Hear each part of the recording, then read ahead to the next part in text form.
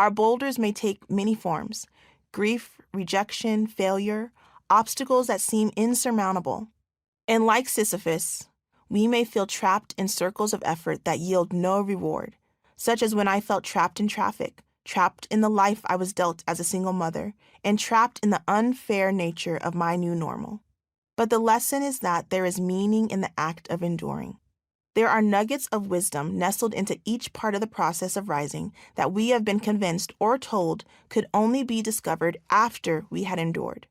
By rolling the boulder, Sisyphus commits to that act of continuing on.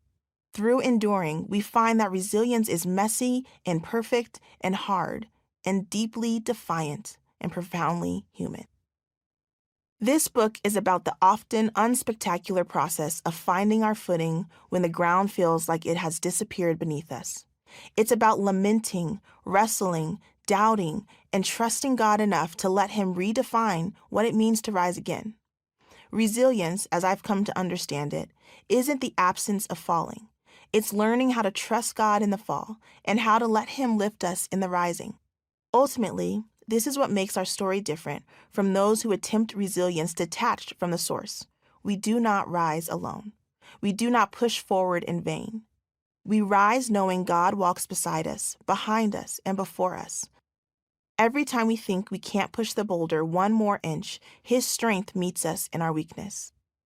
If you're expecting this book to include the 10 steps for becoming a better, righteous riser, it will only let you down. As I said in the beginning, I'm a chronic quitter, prone to lie down and stay down. But God has never let me stay there for long. And if you're listening to this, He won't let you either.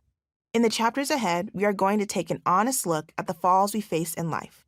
Some are sudden and shattering, like betrayal or loss. Others are slow and suffocating, like burnout or disillusionment. We'll look at the lies we've been told about resilience, such as the idea that it's all on us to muster the strength to keep going.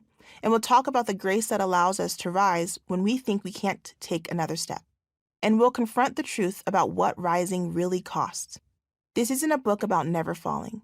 It's about what happens after we fall and are left with a choice to either stay down or trust God enough to rise again.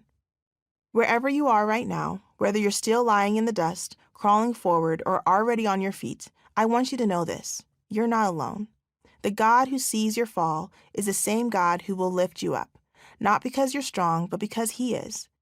And as we walk through this book together, my prayer is that you'll discover a resilience rooted in something far greater than yourself.